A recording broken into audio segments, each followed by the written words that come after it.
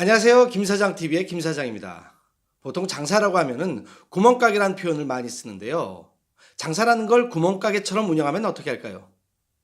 그냥 쫄딱 망하는 거죠, 쫄딱. 술집 창업, 망하지 않는 법이 궁금하다면 이번 영상 놓치지 마세요. 세 번째 이야기. 구멍가게가 아니다. 장사는 엄연한 사업이다. 술집 주인은 사업자 등록증을 가지고 하는 사장님입니다. 대개 장사라고 하면은 음식을 맛있게 해서 적당한 가격에 파는 행위를 생각하는데요. 네, 맞습니다.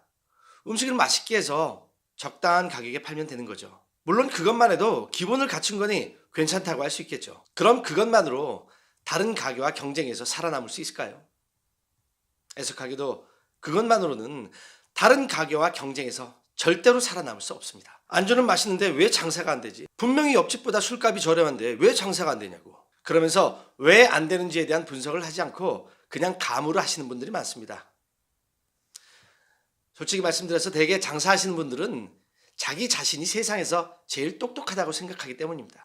술집 창업을 준비하시는 분들은 무엇을 팔까에 모든 집중을 합니다.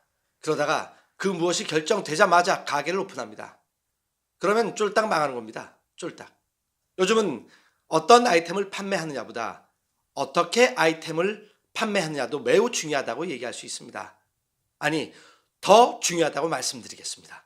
그래서 그런지 안주는 맛있는데 장사가 잘 안 되는 가게가 있는 반면 안주 맛은 그저 그런 것 같은데 장사가 잘 되는 곳이 꽤 많이 있습니다.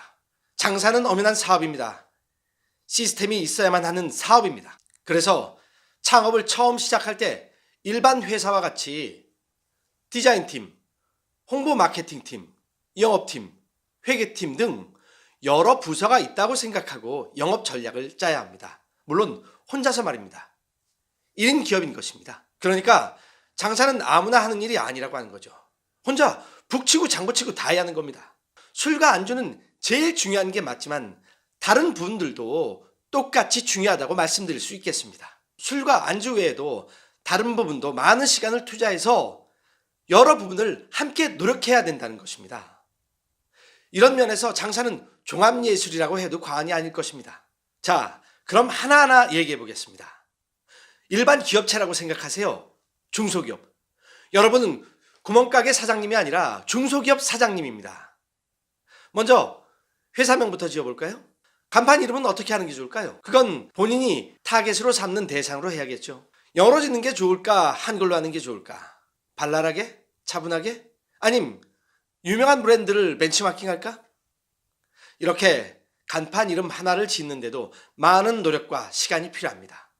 그런데 그거 아세요? 자신들은 간판 이름을 멋있게 지었다고 생각하는데 젊은 사장님들은 좀 유행스럽게 짓는 경향이 있고 나이가 좀 있으신 사장님들은 의미심장하고 멋있게 올드하게 짓는 경향이 있습니다. 여하튼 간판 이름을 지을 때는 본인 혼자 고민하지 마시고 최소 주위의 몇 분과 피드백을 받아서 짓는 것이 좋다고 생각합니다. 시간도 충분히 투자하시고요. 그 다음 오픈 시간과 마감 시간은 어떻게 정할까? 휴무일은 어떻게 정하며 명절엔 어떻게 영업을 해야 할까? 메뉴는 어떻게 정할까? 메뉴판은 어떤 식으로 만들까? 메뉴 가격은 어떻게 정할까? 오픈 이벤트는 뭘 할까? 고객 관리는 어떻게 할까? 고객의 재방문이 가능하게 할 방법은 없을까? 서비스 정책은 어떻게 하는 게 좋을까?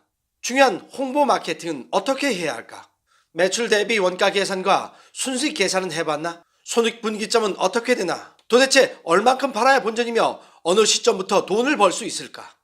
메뉴에 대한 음식 사진이나 메뉴 글씨체는 어떻게 할까? 또 디자인은 어떻게 접근해야 손님들이 좋아할까? 알바 관리는 어떻게 할까? 굳이 관리를 해야 할까? 알바는 몇 시간 고용하는 게 합리적일까? 인테리어는 어느 업체에 해야 되고 또 어떤 컨셉으로 해야 될까? 일반 회사에서 해야 하는 것처럼 정책이나 전략 등 준비할 것이 아주 많습니다. 지금까지 제가 말씀드린 항목들은 몇 날 며칠 얘기해도 모자라니 따로따로 분리해서 차근차근 말씀드리겠습니다. 여하튼 제가 말씀드릴 수 있는 것은 100명이 있는 회사나 100평의 가게나 10평의 가게나 신경 써야 할 부분은 똑같이 많다는 것입니다. 부디 구멍가게 마인드로 술집을 운영하지 않길 진심을 다해 말씀드립니다. 그래야 작은 가게가 중소기업 부럽지 않은 매출을 올리는 독보적인 가게가 되지 않을까 싶습니다. 술집 창업은 사업입니다. 여러분은 사업자 등록증을 가지고 하는 사장님이라는 걸 잊지 마시기 바랍니다. 오늘 얘기는 여기까지입니다. 다음 얘기는 술집 창업 과연 얼마나 준비해야 하는지, 창업자금 대출은 어디서 얼마나 받을 수 있는지에 대해 알아보겠습니다. 좋아요, 구독하기 부탁드리고요. 저는 다음 얘기도 최선을 다해 준비하겠습니다. 감사합니다. 가장 고민하는 것은 도대체 얼마를 준비해야, 직장인이시면 직장인 대출을 미리 창업 후 3개월에서 6개월이 지나야 창업 당시 들어간 돈을 증빙할 수 있어요. 본인의 신용이 매우 중요하다고 창업 자금의 가장 큰 부분인 권리금, 말도 안 되는 권리금이 굉장히 많습니다. 발품 파는 게 가장 효과적입니다. 결론적으로 대략 5천에서 7천만 원, 6천에서 8천만 원, 가게라는 게 조건들이 천차만별이기 때문이죠.